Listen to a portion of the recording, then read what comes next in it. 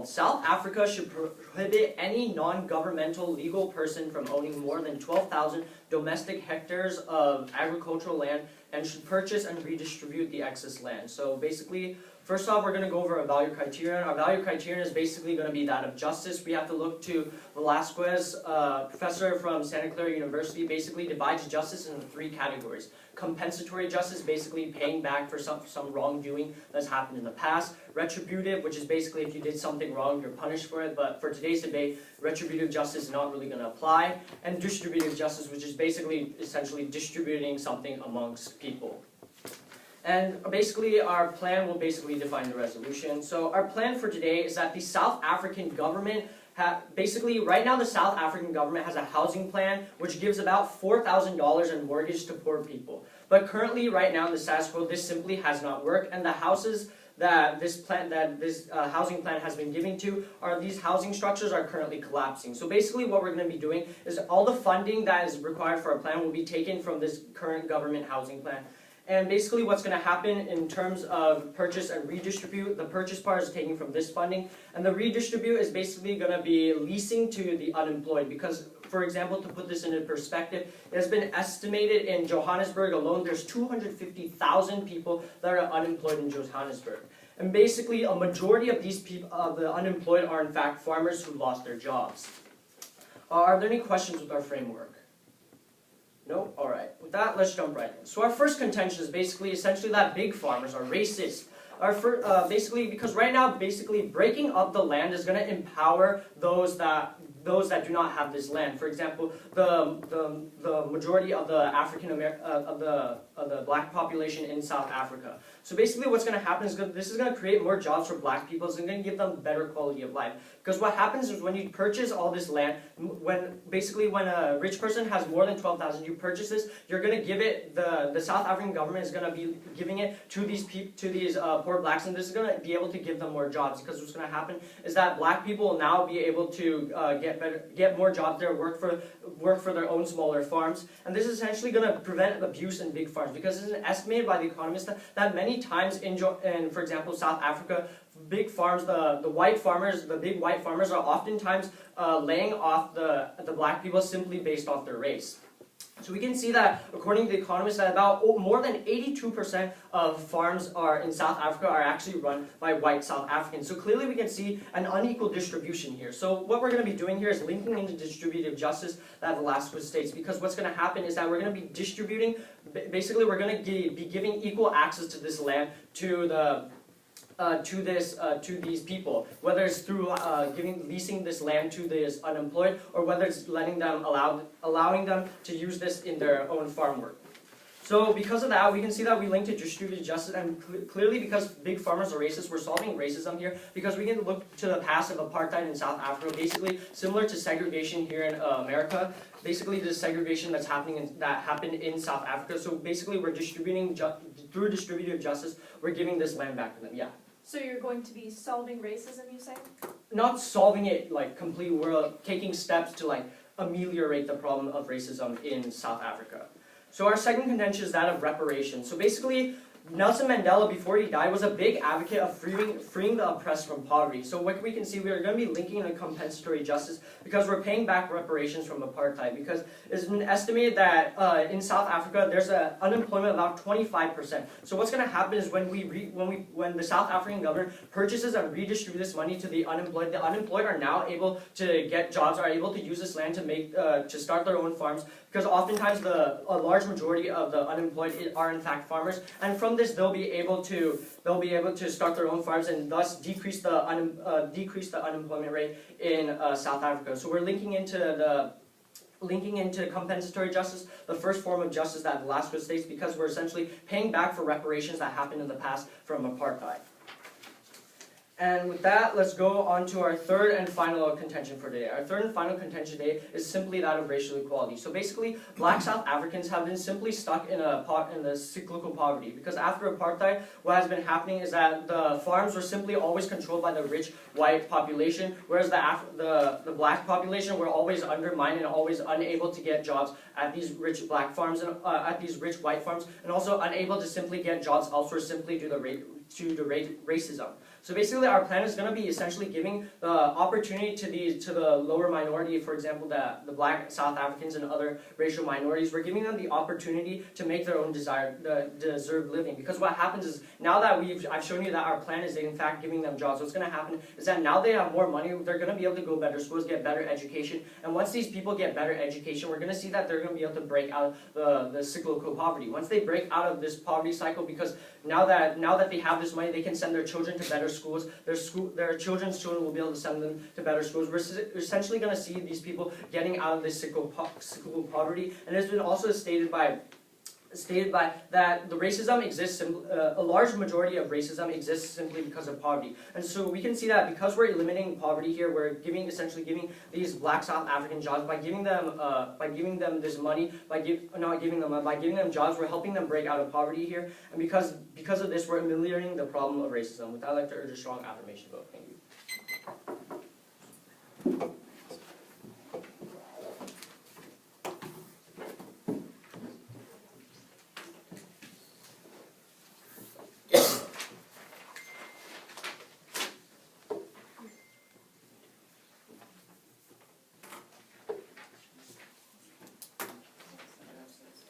Could you speak from there?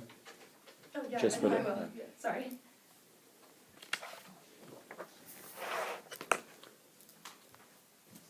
And I prefer off-time roadmaps. Do you? Okay. In which case, I'll give you one. First, I'll be going into our opponent's case, refuting that, and then we'll be going into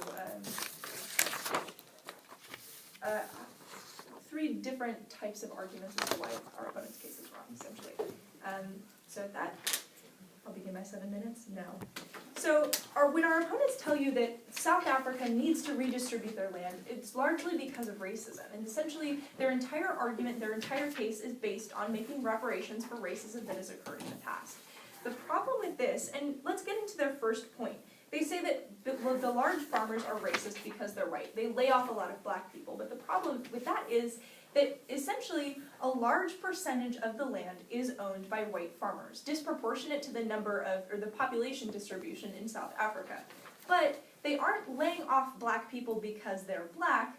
They're laying off black people because the agricultural industry sometimes takes a hit, sometimes has a bubble, essentially. So there is no reason for this point to exist, saying that they would be firing black people just because they're black, that these white farmers create all of the black unemployment. Because simply put, the agricultural industry in South Africa only makes up 2.5% of their gross domestic product. It's only 10% of the total employment, which means, essentially, that their agricultural industry is not a large part of the problem. That the majority of these unemployed black people come from other industries, come from other problems. And that means that when they're saying that this is a huge, huge problem, that the black farmers, or the white farmers being racist to the black farmers and stopping them from setting up shop and laying them off, etc., is actually not nearly as large a problem as they make it out to be. Their second argument, however, is about reparations, and they say that there's a 25% unemployment rate and that we need to change this by redistributing our land and giving it to all of the unemployed people.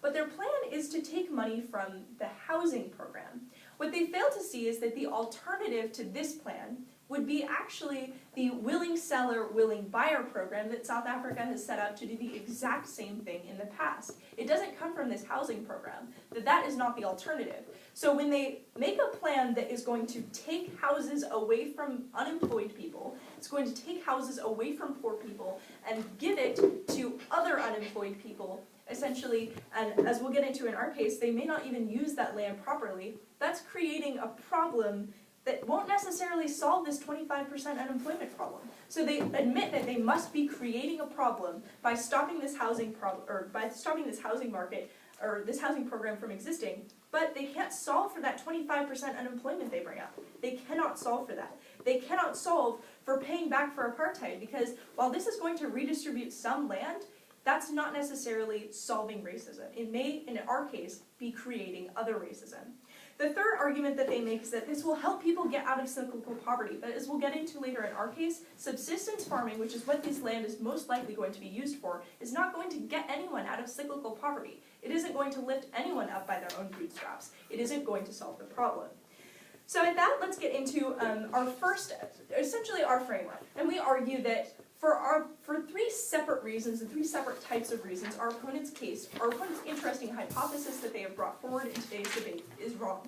Their hypothesis is that it would be net beneficial for the South African government to do the plan. We say that it is wrong, first, because it is illegal for the South African government to enact this plan, and that if the South African government wishes to trod on its own constitution, then sure, go through with the plan, but that's not the answer. Second, the status quo is working, albeit slowly, but that slow change is a much better thing, and that because we have a better alternative already in place, we should not prefer the plan which has any detriments. Third, their plan has unique disadvantages to it, to redistributing this land in the form of transport costs and harm to the agricultural industry. So at first, let's talk about constitutionality and legality, but before I do, I'll take their point. Is this willing seller, willing buyer, is it a counter advocacy or counter plan that you're running? It's not a counter plan because it already exists in the status quo. That is the status quo. So at that, constitutionality. The preamble of the South African Constitution states that they wish to establish a society based on fundamental human rights and justice. Now, South Africa, let's examine this through the lens of human rights first. South Africa subscribes to the Universal Declaration of Human Rights put forth by the United Nations.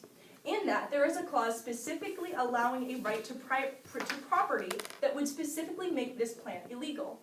If South Africa subscribes to a specific definition of human rights, and they advocate in their constitution for those human rights, they cannot break it by enacting this plan. Essentially, that would be trotting on their own constitution and renders other parts of that own constitution invalid as well. It makes it mean a lot less when you're willing to break it for certain reasons and not for others. It makes the whole thing mean less, essentially. But second, South Africa also subscribes to the idea of justice. And essentially, our opponents bring up some different types of justice, but there's another type that we would like to talk about. And that is fairness, essentially. That is innately not fair to take from one person to give to another. Essentially, even if there is an overrepresentation of white people in the agricultural industry, that doesn't mean that it is fair to anyone to take their hard-earned land and give it to other people. So at that, we'll get into the second reason why our opponent's plan is innately wrong, that the status quo is a better idea. If our opponent's plan fails under any of the three arguments that I'm going to bring up, that I already have brought up, they cannot win today's debate because it's wrong for three separate reasons. My second reason here is that the status quo is already working, albeit slowly. Now, the willing seller, willing buyer program has been a very slow process. Essentially, only 8% of the land has been transferred from white hands to black hands since 1994. But that slow change should be preferred because racism is a very, very deeply rooted issue. And it needs to be changed in very small steps, in very slow steps, because, and this is a bit of an extreme example, but when you try to solve racism all at once, problems like the Rwandan genocide occur. Because when one group is oppressed for so long, they decide to finally take it into their own hands and solve that problem. Often it results in going too far to the other way, causing racism the other way. In the Hutu and Tutsi conflict that resulted in the Rwandan genocide.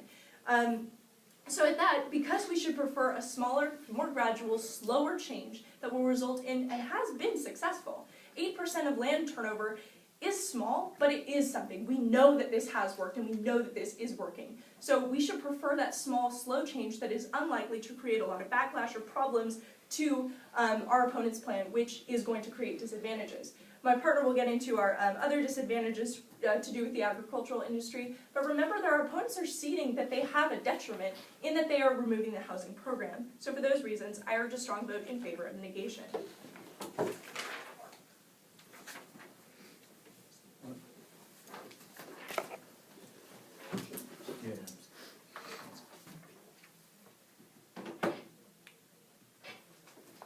The second affirmative speech. Yeah. All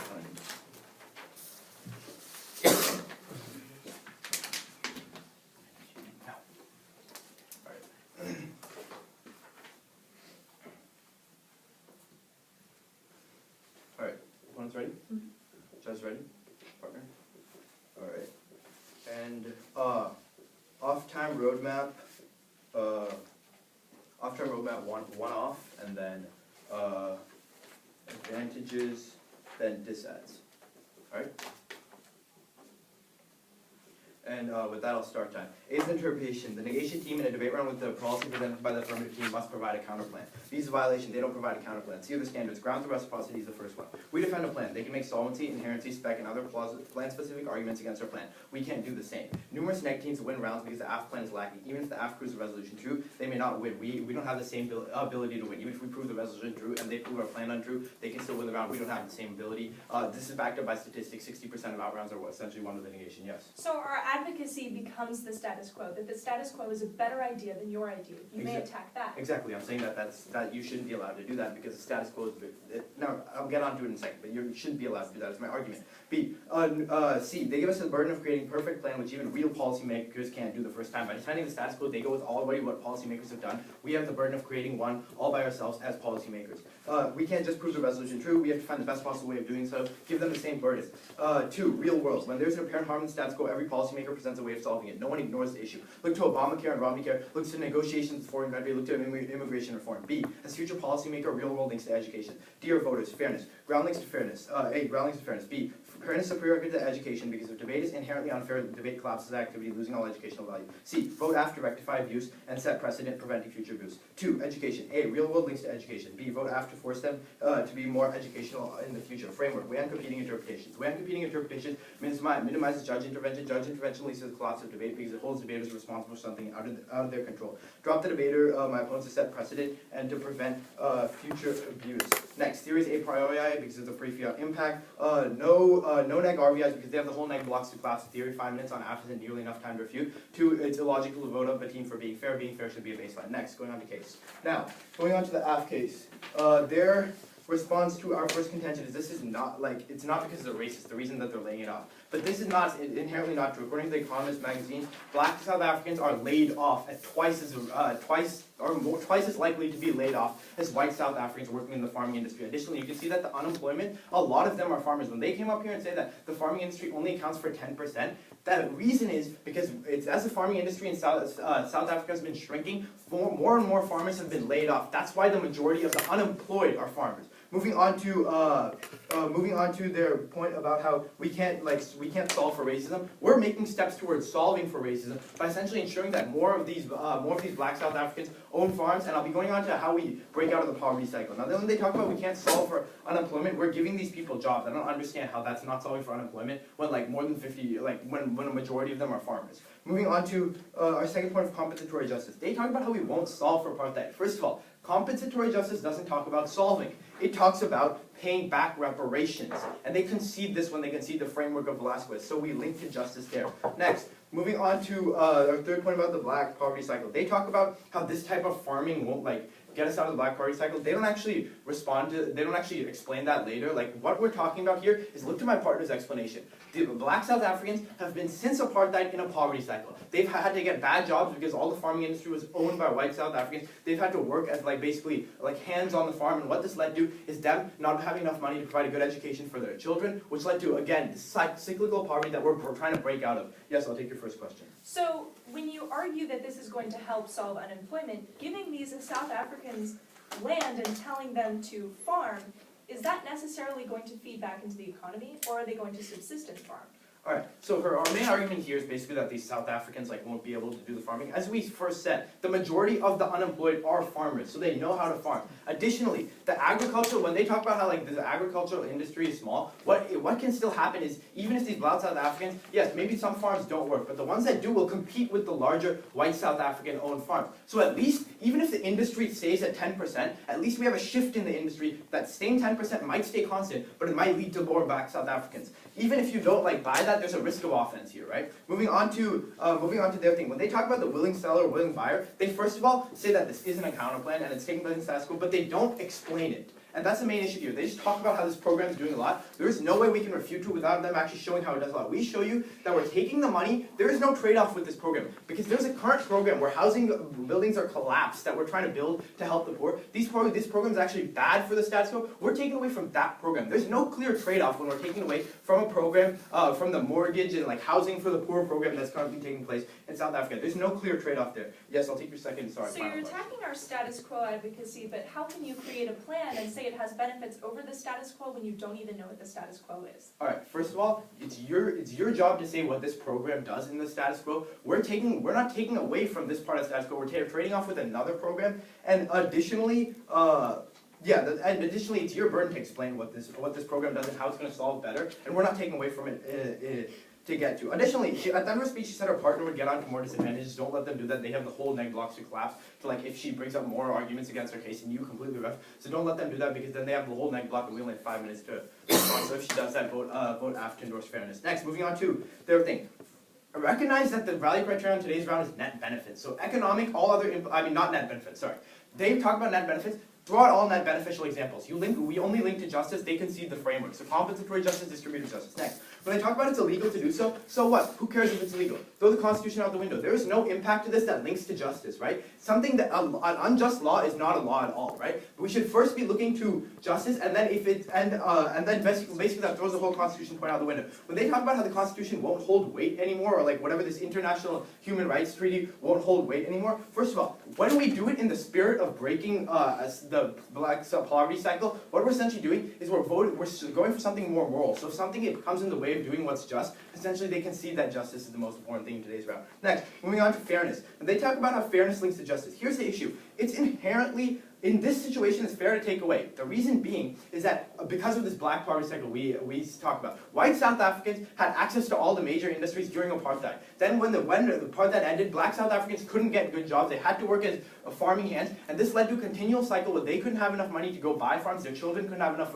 They didn't have enough money to send their children to college. That led to a poverty cycle. That is inherently unfair because it's something we did in the past. We need to rectify to make it fair. So when they talk about fairness by taking away from someone, we're taking away to rectify fairness for something done in the past. Moving on to the third point about the status quo. When they talk about how sometimes this increases racism. These are examples that she brings up of the government being racist. In this case, we have a governmental institution ensuring that there is no backlash from this racist policies. And additionally, our plan is slow enough. It gives them access to industry. It doesn't throw out all white South African farmers all at once. It only takes away some of it. And for those reasons, especially on the theory shell, it's a clear vote in favor of that affirmation. Thank you.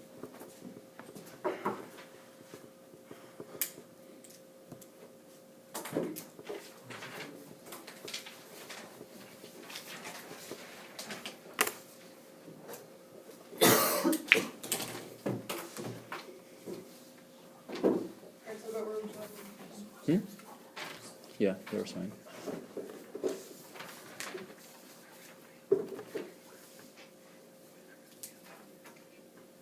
Okay, just as a general roadmap for where I'm going to be going, I'll keep going on case, then going on to their kind of critique on our lack of counterplan, go on to off case, and then read dissents. Okay? Is everyone good? Are you ready? Yeah. I'll begin my time. So as I begin this speech, I'd like to first thank everyone for being here as I go right into the on case of, we accepted their value of justice, we accepted their plain text, but now we're just looking at the advantages that they're bringing up. The first of which is that the big farmers are racist, and the fact that these white farmers who own these farming institutions are racist against the people who work for them, against the black people who are fired by them at a disproportionate rate. Now, They are claiming that black South Africans are twice as likely to be laid off, and that therefore the farming industry is small. But however, we don't know how their leasing program is going to solve this, because if they're just going to, they weren't very detailed on how they were going to lease to people. But the idea of leasing would probably be that they would allow farmers to work on the lands. That is not forcing farmers to work on the lands, and also keep in mind that this is a government that is also majority white. So we cannot guarantee that the government is going to be any less racist than the white farmers who are actually owning those farms and owning those plantations. Now, again, I must say that we can see that these white farmers are not at fault for apartheid and things like this. Even though they're offering reparations for something that happened in the past, they're blaming the white farmers today because of their skin color. They are discriminating against the white farmers who did not cause apartheid. They did not cause all of this discrimination against black people in the past, and are unfairly disadvantaging these white farmers who did nothing to deserve their land to be taken away just because of the actions of their ancestors. That would be like blaming black people or blaming white people today for slavery that happened in the past in America, and that's just simply not fair. Even if black South Africans are twice as likely to be laid off, they did not prove any causation, just correlation. And secondly, they didn't prove that they're actually going to solve the problem, especially because the agricultural industry is just it's the tip of the iceberg when you're considering all of the racism that is happening in South Africa today, but when it's only a very small percentage of their GDP and a very small percentage of their industry. We must take broader action. So secondly, we're looking at their reparations contention, the fact that they're repairing from apartheid. I've already kind of covered this. They say that they're going to be basically taking steps towards solving racism. Now obviously we can see that that's not going to be effective or significant because of the fact that this is such a small industry and such a change that is actually going to cause more racism, possibly against white people and now against black people, because they're not solving the racism against black people, they're just adding racism against white people. That is just self-perpetuating and creating a more racist system. They're ranking victims and prioritizing incorrectly when they're saying that the agricultural industry is the first thing that we need to change. The prioritization needs to go elsewhere, to actually fixing the roots of the racism instead of just saying, okay, you're a victim, we're now going to try to figure out how we can better repair you. Making up for the actions of the past is not going to solve the problems of the present or for the future. And because the status quo is already solving, they're just introducing a disadvantageous way of solving the problem that's actually going to make the problem worse, and therefore is bankrupt and dangerous as a solution. Third, onto their contention of cyclical poverty. Because the black people are going to be in farms, they're therefore going to escape cyclical poverty. They did not prove any warrant as to how cyclical poverty is going to be escaped. They did not give you any magnitude as to how it would be escaped, and didn't even give you any probability. So, especially when you consider that all I've been saying so far is that they can't make a living if they're not actually going to be guaranteed a spot in the farms, and they're not going to be guaranteed that any of this will actually be solved in the first place. Plus, this is not actually going to go towards the economy, most likely it would go towards subsistence farming. And therefore it's not going to increase the economy whatsoever, and it's not going to take them out of cyclical poverty if they're not earning any more money from it. Going from there onto the counterplan. They said that the neg shouldn't be allowed to not run as counterplan, and therefore, because we're ignoring the issue, we're decreasing education by not bringing something else into the debate. That's basically ridiculous, because we're analyzing the status quo as an alternative to their plan, which is disadvantageous. We're saying we shouldn't do their plan because it's bad. You should stick with the status quo because it's doing things and not causing harms that their plan is doing. Because there's no rule in Shasta debate that negs should have to run a counterplan. We're just going to consider this basically a critique ridiculous and move on onto the actual meat of the debate. Onto the negations case. First, of constitutionality. That the South American Constitution, applying to the United Declaration of Human Rights, is a form of justice in itself. They said that we can't claim net benefits. We're linking all of these into justice as well. So don't buy that our entire case doesn't count just because we didn't, just because we also link into net benefits. So they say that because black people were treated unfairly, this is sort of a restorative justice that's happening. However, we can see that because the South American Constitution is the moral framework for all justice that happens in the country, it is a form of social justice, as is the UDHR. So because this is a rule set that determines justice for everyone in that country, this is the highest form of justice that South America has. So we can see that they're trying to write a warrant for taking away land from whites without actually having any reasoning behind that. Those white people are just as innocent as the black people who are claiming to be oppressed. And therefore, if they're just going to increase oppression in the world of affirmations, you must vote against them for increasing racism, not decreasing it, and trying to paint it as though they are. So because the Constitution demands that we must reduce this racism and that we must give these people the right to their property, therefore you must vote on the issue of constitutionality in favor of the negation, because we are holding the Constitution the highest form of justice. Secondly, onto the fact that the status quo is inherently solving. The willing seller, willing buyer program has already had slow change. We're trying to avoid catastrophic disaster in the form of, that was taken on in the form of the Rwandan genocide in the past, when huge change happens very suddenly in the form of, in societies in which racism is very prevalent against racism, it often just has a counterintuitive effect of just increasing racism because it causes more anger and more friction between those people. I'm sorry, I do have a lot to get through.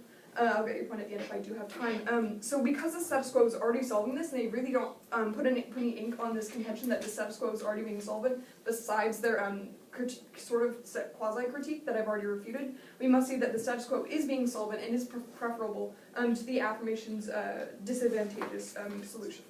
And third, onto the housing program kind of thing, and onto also disadvantages. So because they just said that we didn't say what the program does, however, they already basically sufficiently explained it. We explained how steady change is good, and they already explained how the housing program should be working but isn't. So if they're just going to remove whatever housing program could actually provide benefits, that would be bad. But besides that, all of the logistical flaws and all of the steady change that would be present in the world of the affirmation, just totally shoot their policy down, and therefore I urge you to vote in favor of litigation 2. Thank you.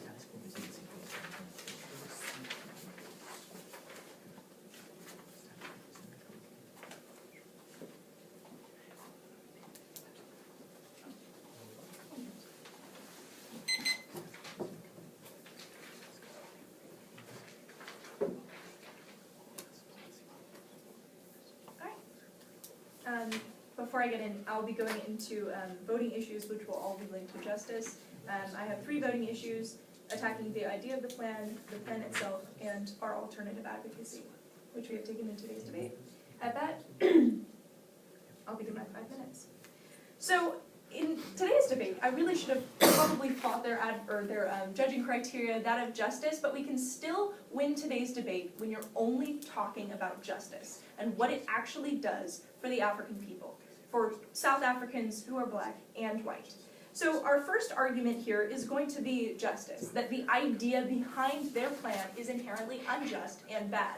So our opponents bring forth an advocacy, and they have justice linked to it, but there are essentially many different types of justice and many different ideas of justice, and that changes from country to country, from person to person. We argue that the only way that we can establish justice, or justice in terms of the South African people, is through our first contention, through constitutionality. Because that is the definition of justice that these people have subscribed to. This is their constitution that they chose to make after apartheid. This is their idea of justice. And when we evaluate that idea of justice, it explicitly gives rights, the fundamental human rights, one of which is property. And when these people are given that right to property, do not go the way of our opponents and say it is all right to step on that. Do not go the way of our opponents and say that it is all right to toss out the Constitution, because when they do so, they also toss out justice.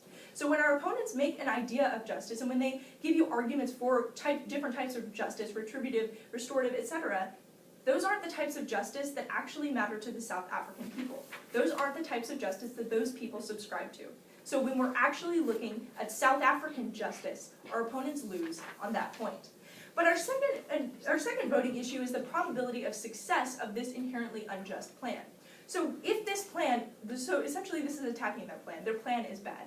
That essentially, when they give you a plan and tell you that it is just, it's inherently not just if it's not successful. If it's not successful, it never has a chance at being just. So it is, when our opponents argue that they're going to first take away all money from a housing program, funding from a housing program, we say that that housing program is there for a reason, that it's a good thing. Even if it's unsuccessful, it has a chance of being successful in the future. So taking it away completely is bad because they already admit that detriment, but they can't prove any benefit in the end.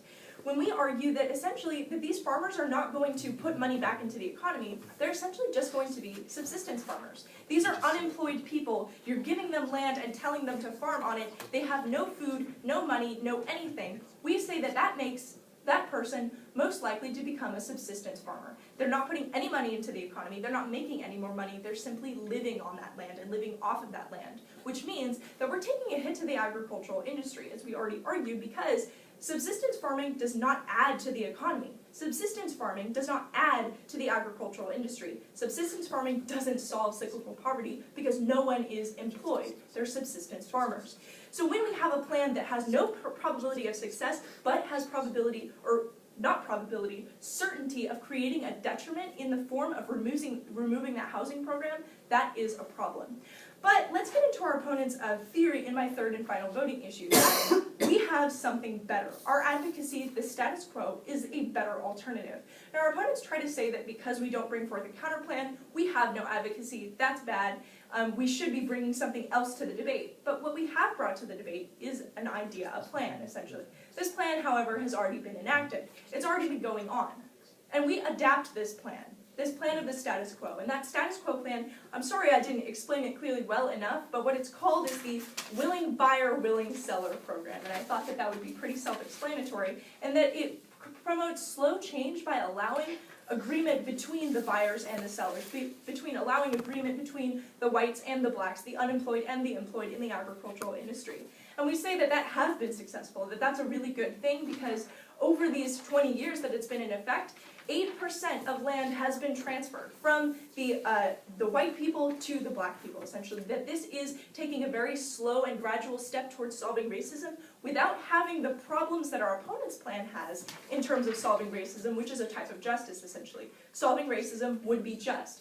But when we're solving racism very slowly by taking very small steps, that's better than trying to solve it very fast when we bring you examples of times that this has gone horribly wrong and gone too far to the other side. So because we don't want to result in a way of trying to solve racism that could backfire on us, because we want to take this slow and gradual change, that should be preferred in today's debate. So because we as the negation team advocate for a just world, we advocate for a just plan, we advocate that racism is mitigated and its effects are stopped, but we don't subscribe to the affirmatives plan, which includes unique detriments, we should win today's round.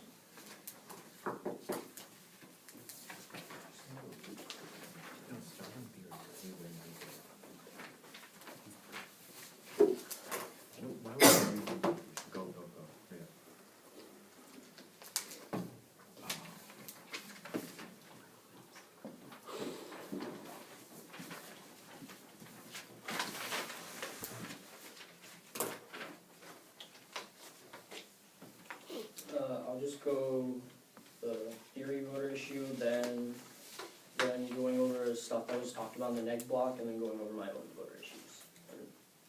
Alright. So basically, let's start with theory. So basically, their refutation to our theory shell is basically saying that, oh, the status quo is somehow a counterplan. But first of all, they do not meet our interpretation, because this simply isn't true, because the affirmation is burdened with being policymakers, right? But what's happening with the negation is they're relying on past policymakers. So clearly they're not meeting our interpretation, and because of this, you should immediately drop them right there. Because take a look at ground, because really, if we take a look at ground, what we're doing is me and my partner during our 20 minutes of prep time, we have to come up with we have to try to solve every problem with. We can't come up with a solution to all the problems with our plan. Whereas the negation is simply defending something that past policymakers have made and omitting things that might necessarily. We can't just prove the resolution true. We have to find the best possible way of doing so. We can't. What? We can't just prove the resolution true. We have to find the best way of doing so. We can't just prove the resolution true. We have to find the best possible way to do so. Whereas the negation simply only has to attack our plan. So clearly, it's only fair if the negation also has to come up here and have their own counterplan and act as their own policymakers. So clearly, on this, their theory refutation does not meet our interpretation, and therefore you should drop them right there, and the affirmation should win right there. So now with that, let's go on to the flow of it.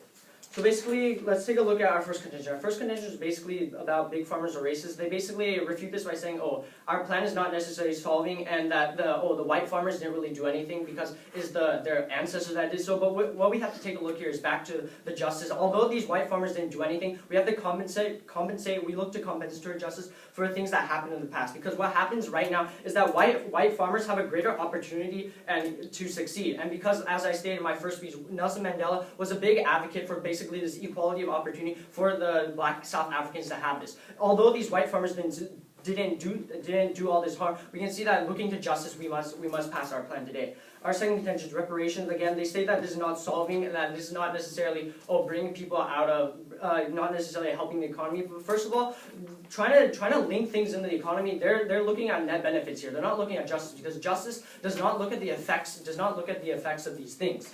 because we can see that it's obviously just to give these people this land, because they otherwise would not have had this opportunity. Even if this is subsistence farming, or whatever they call that, basically if they're feeding themselves, they have this land, it's compensatory justice, it's justice, and therefore under the framework of today's debate of justice, we should win right there on that, whether or not it's net beneficial at all, because net benefits should not even be an issue in today's debate. Third is racial equality. They refute this by saying, oh, no magnitude and no probability of these people actually getting jobs. But what they fail to realize is when these people have the land, they do whatever they want to land. And as I said in my first piece, over 50% of these people are in fact farmers. When they're farming, they're gonna farm. They're obviously gonna have access. They're gonna sell this. When they have this thing, they're gonna get this money. They can send their children to colleges. I say this in my first piece. This point about how these people can break out cyclical poverty through education went completely unrefuted. Read my paper.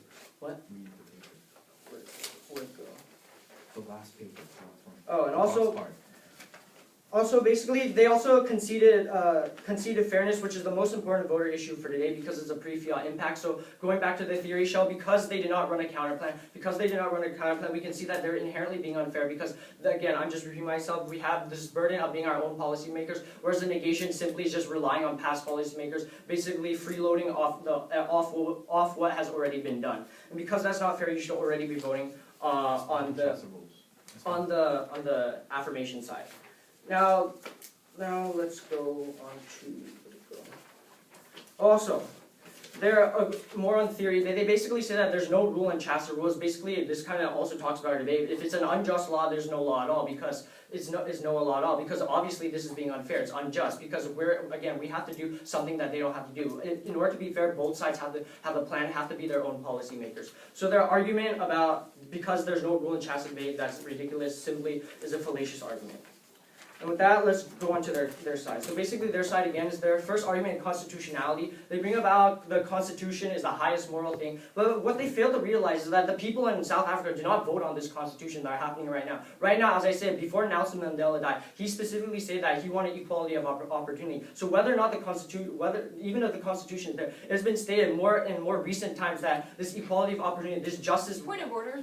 Yeah. The new argument that the Constitution was not voted on by the people and this is not the people's Constitution has not been brought up in any prior speech. Oh yeah, you brought in your neg block, so I'm just responding to it we now. didn't. Up to the judges. Okay, I'll start time again. So basically, again, don't buy their constitutionality point because, again, an unjust law is no law at all. And because we're taking a look at justice, clearly, if the Constitution is unjust, you should not weigh it at all. And our second argument about the status quo is working, and they bring up how we're going to somehow link to some Rwandan genocide. They don't give any solid link story, so don't let them get away with this either. But really, today, you should be voting for the affirmation simply because we want the theory shell, and theory is a priority. And with that, I'd like to urge a strong affirmation vote. Thank you.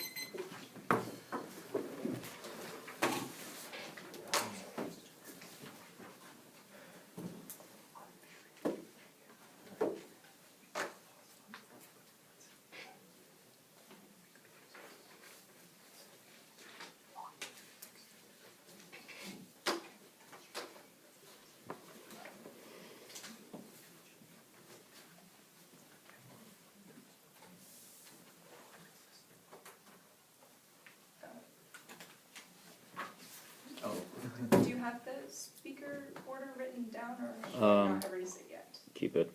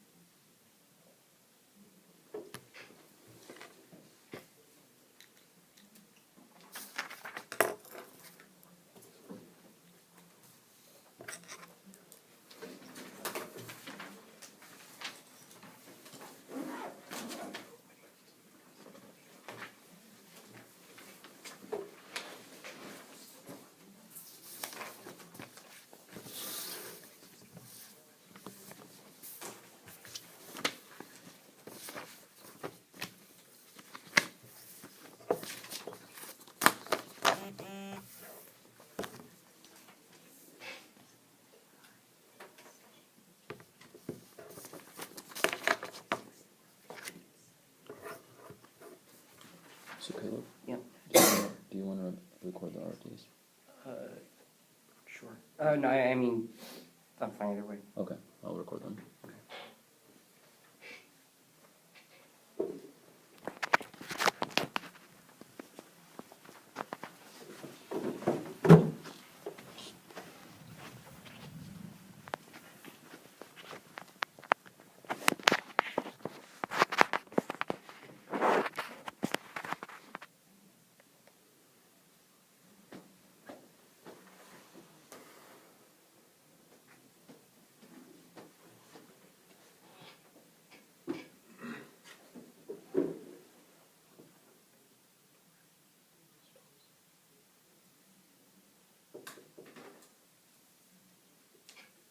All right. This has been a split 1-1 decision. Do you want to go first? Sure. So I voted neg. I mean, first on theory, I think you guys did yourself a real disservice in not giving a much more detailed response. But at the point that you that they do ask the question, how is the status quo not just a different advocacy? And the only response I get is, well, they're policymakers from the past. I mean, as policymakers from the past, in order to vote on that, I need to hear how that's actually a distinction, and that somehow you are not relying also on policymakers from the past, just because intuitively that is what I mean. There are no new ideas in debate, or very rarely at the very least. And so I mean. Without more analysis as from your side, from AF, as to why that isn't the case, I'm not comfortable voting on theory. And then at that point, I mean, again, I mean, the round was, and the round outside of that was, pretty messy, largely because, well, I mean, variety of reasons, but. Just in case itself, I thought the plan that existed was, I mean, this wasn't abused, but it was really questionable in terms of leasing the land. That essentially, and presumably to individuals, that it opened you guys up to a very large problem in terms of the fact that you are literally just changing who the larger entity is that is telling you that you can work here, from the white large landowner to the government large landowner, which is also primarily white, and that it didn't make a whole lot of sense strategically for you guys to do it that way. I mean, didn't come up, but was an iffy choice. And then in terms of what I'm actually told throughout the round, like, yeah, I get that agriculture is a deal, and there's probably some racism involved. Yes, some racism involved, but at the end of the day, I'm not given by AF enough of reason to reject either the idea that the government has to follow the Constitution, because created by the state, whatever, I mean created by the people within it, and that essentially that the concept of justice is relative, and then that combined with you need to show something that is actually wrong in order, like that they are actually doing wrong in order to justify punishment. Never getting a real response to that was really problematic. I mean, I think there is a pretty easy one of just like, this is just eminent domain. Like it isn't a specific punishment to the individual, but without that response, I'm comfortable voting AF. And then in terms of just both neg speeches, I thought were pretty inefficient. That I mean, not so much going slowly, but that you there was a lot of repetition in this, like in what you were actually saying, and that I think that had you gotten to the disad, had you actually gotten to direct disads as to why this would probably act be a bad thing, not just like backlash against white people, but backlash against the or by the white people who have the power and are creating this plan, whatever. Like had you gone there, it would have been a much easier ballot. Cool. So I don't vote on theory. As I say in my paradigm, I have a fairly high threshold on voting for theory. I think this theory is kind of ridiculous. And so the point, they really just need a couple sentences of response. To the point where they're telling me, status quo in general is an advocacy. That already functions as basically a we meet. But they're actually even more specific than that. They have a specific advocacy in the status quo that they're defending a policy. So I really don't see how there's any articulated views in this round. That being said, judges who are more sympathetic to theory would have voted you down, because it's not enough to just say I think this argument is stupid, so I'll talk about other arguments. They read specific standards on the sea level. They read reciprocity. They read how your interpretation requires them to create a perfect plan, and then they read real world, right? So you need to answer those three standards. And again, the answer is, fairly obvious. They're saying that it's real world to have policy alternatives. So you just need to take your standard, your answer, and cross-apply to that. You're well, it's real world to debate existing policy versus proposed policy. That's actually how most debates happen. Turn real world, that theory goes away, right? But you need to make that explicit. Anyway. So I think the neg makes a mistake on the framework level by conceding justice ahead of net benefits, but you can even win on justice. The problem is that they lay out several kinds of justice, and the way that I interpret that is that if they're just under one of those, if it's just under some of those kinds of justices, then that is a justified policy, right? And that becomes important because on their case, you don't put offense, right? You just say, this might not solve for all of economic development because some of them will be subsistence farmers. But the only offense you put is just this trades off with the housing. But they read me a lot of uniqueness, which says housing is just they're collapsing in people's heads. So I don't really care about that policy. Everything else that you read, there's defense. They read some offense, they say maybe at least some of those farmers won't be subsistence. And then they read some offense which says, sure, blacks may be, fired because of economic downturn, but why are they fired more than whites? There's racism happening right now, right? So I think they're winning that. That gives them access to justice. So then I'm trying to look at what offense on justice you have. Okay, so you have a couple things, right? The first argument that you're making is that this is going to cause another Rwanda. I think the answer that they're making to this is that their policy is not a radical shift, right? They're saying we're not expropriating the entire white race of Africa. We're just capping land ownership and gradually giving it away, or not even giving away, just leasing, right? So it doesn't rise to the level where it would be able to trigger a Rwanda-like impact. Speaking of leasing, I agree with Caleb that it is a bad policy, but B, it's also not topical because you're not redistributing it to them if they still don't own the land, right? So the Rwanda thing I think is kind of a stretch, but also that they respond to it and you drop the response. That leaves two pieces of offense. First of all, constitutionality. Okay, so that comes down to how I interpret the point of order. Okay, so you read the constitutionality argument out of your first speech. That's true. However, you only make a direct cross-application from there to their justice criterion in the block, or at least that I was able to flow, right?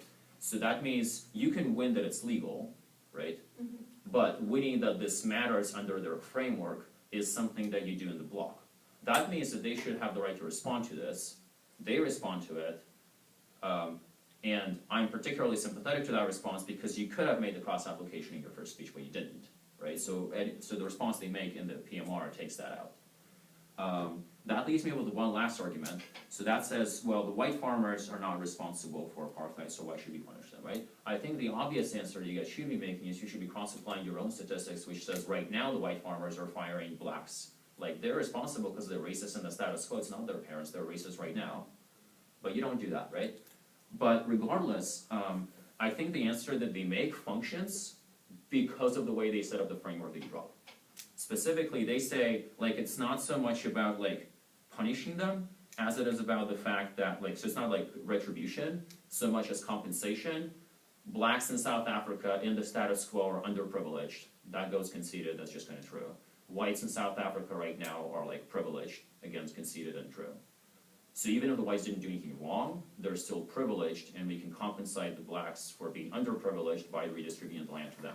That's the response that I'm getting, and at the point where I'm, like, the way they set up the framework of justice, as long as it's just in some way, I have it to give it to them, because you can see the framework straight up. I think that response takes out your last piece of offense, so then I have no neg offense left to vote on, so I vote out. Questions? No. Oh, and just, sorry, very quickly, just because I'm an MO and it takes a while to be articulate. So, I mean, the differences I mean, the differences in how I saw the round that, I mean, make the difference, like, change the ballot are first, in terms of the value of justice. I never heard, the idea that any one of those means it's just, so much as these are the ways in which justice kind of comes and goes, and the ways in which things can be just or unjust. And so, like, when that's the case, so much as if we meet any of these, so much as these are ways in which things can go. When in the first point, I mean, in LOC, the justice is inherently justice is inherently fairness in terms of the constitutional stuff, and transitioning into the innately unfair creates enough of the link to the value outside of the block for me to consider it as standing outside of the PMR response. Thank you.